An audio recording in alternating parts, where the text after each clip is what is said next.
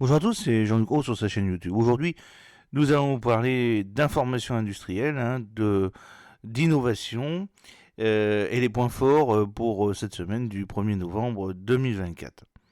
En contournant l'axe Paris-Berlin, Rheinmetall et Leonardo fondent Leonardo Rheinmetall Military Vehicles.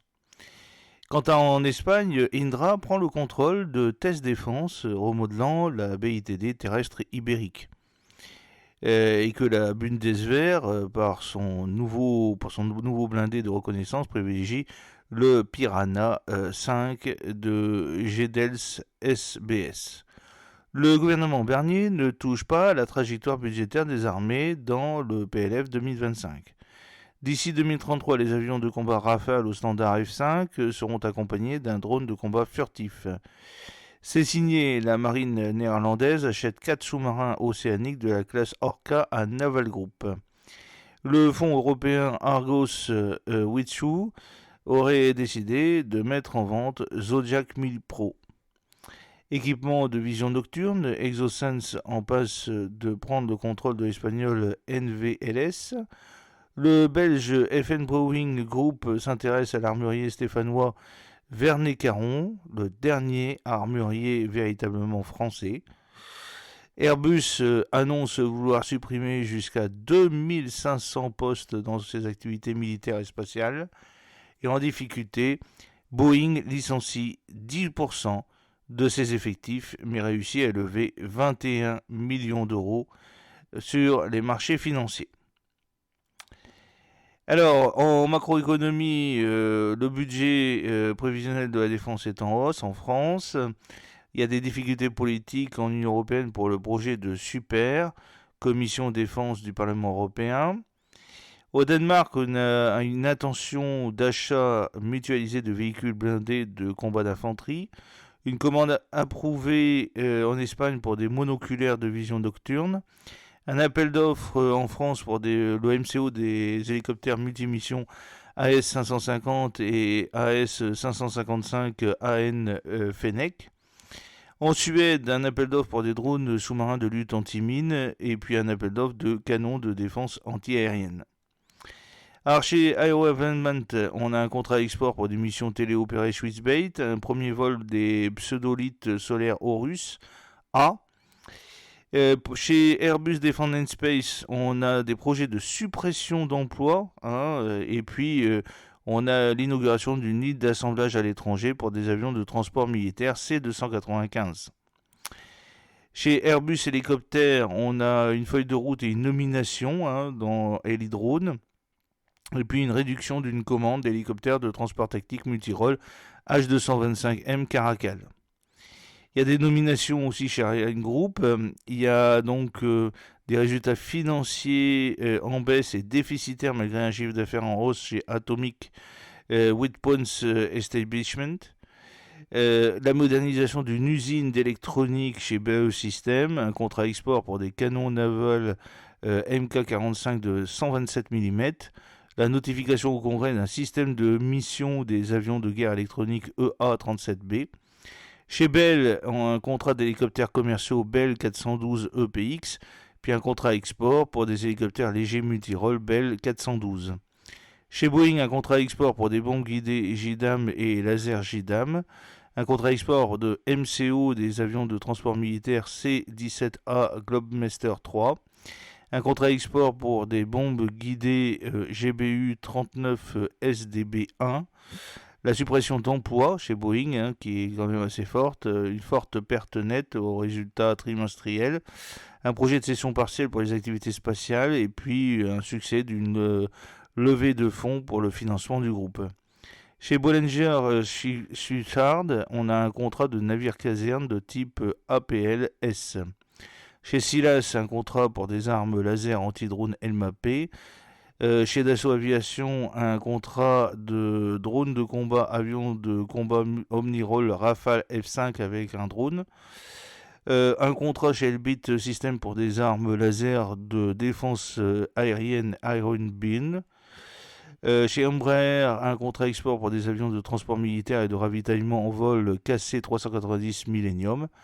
Un contrat chez Excel des systèmes de robotique sous-marin grand fond pour les drones sous-marins A6KM.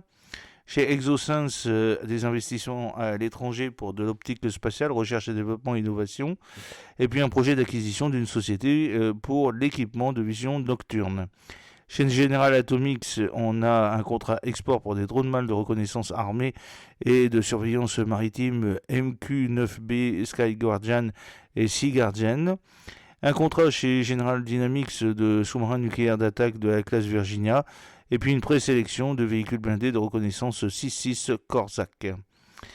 Un contrat chez General Electric de protection thermique pour système propulsif d'aéronefs à grande vitesse.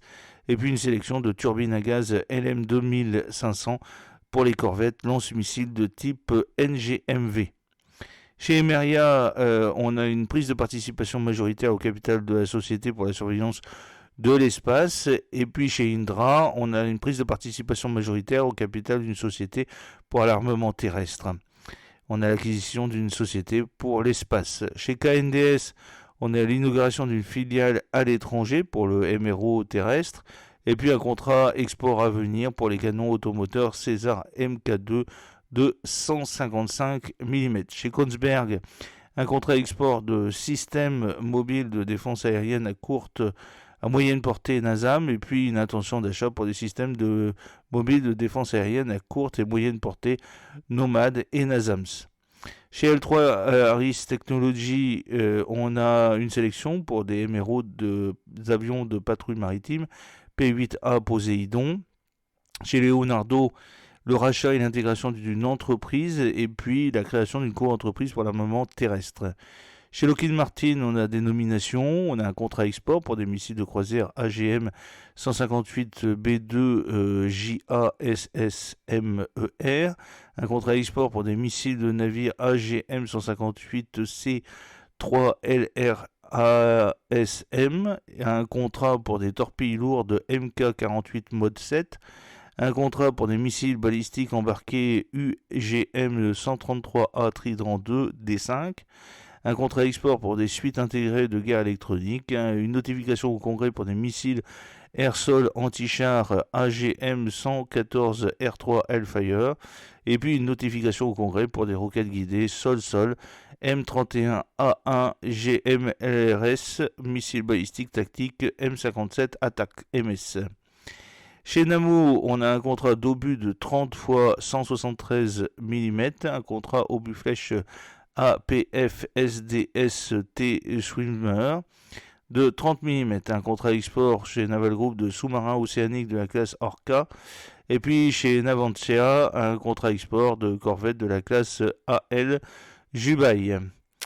Alors chez notre Grumman, un système portatif de brouillage IED et drone JC Drake, c'est un contrat d'obus M1147 HEMPT de 120 mm, un contrat de munitions spéciales, un contrat de modernisation des avions de guet aérien embarqués E2D Advanced EUK, et puis un contrat de radar à antenne active ANAPG 83 Sabre. À l'ONERA, on a un contrat de propulsion de supersonique et hypersonique, recherche et développement, et puis une inauguration de l'extension d'un atelier. Chez Pratt & Whitney, un contrat de modernisation des turboréacteurs F-135, et puis l'inauguration d'une usine de MRO des turboréacteurs militaires.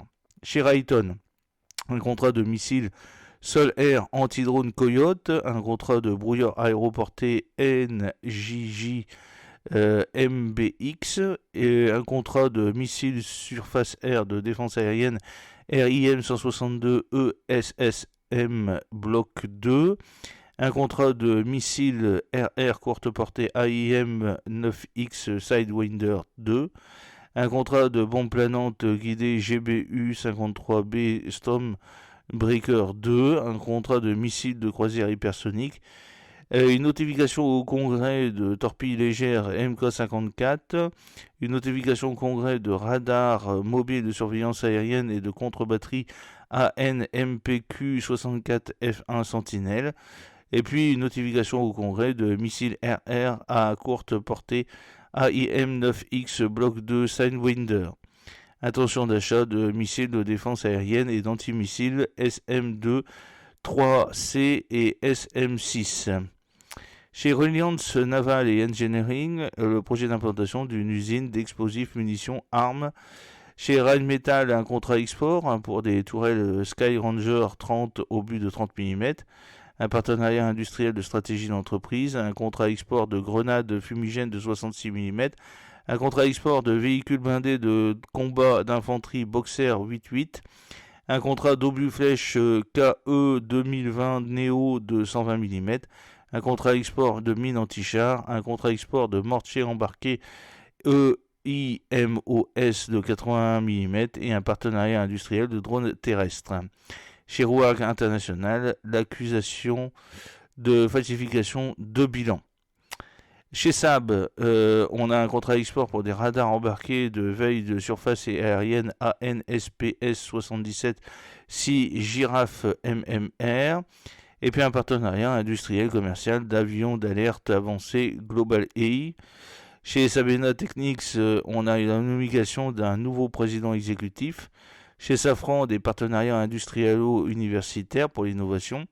Chez Sierra Nevada, un contrat export pour le MCO des avions d'entraînement et d'appui feu léger A-29 Super Tucano. Chez Teledyne FLIR, un contrat de modernisation des véhicules blindés de reconnaissance NRBC M1135 Striker. Le renouvellement d'un partenariat industriel pour Therma. Un contrat export chez Textron pour des réseaux aéroportés Aeronet. Chez Thales, un contrat export pour des radiologiciels tactiques ANPRC 148F. Et puis un contrat export pour des sonars remorqués Captas 1. Chez Tyson Group, on a le projet de rachat du groupe pour la construction navale militaire. Chez Ultra Electronics, un contrat export de bouées acoustiques ANSSQ 53H. On a le projet de rachat du groupe par les Belges de Vernet-Caron. Ça serait une catastrophe pour la France, puisqu'on n'aurait plus de production du tout nationale de fusils d'assaut. Et puis Zodiac Milipro avec le projet de cession de groupe. J'espère que cette petite vidéo vous a plu. N'oubliez pas de cliquer sur le pouce pour la promouvoir, de vous abonner si ce n'est pas encore fait et de partager cette vidéo sur vos réseaux sociaux. A très bientôt. Fidèlement, Jean-Luc O.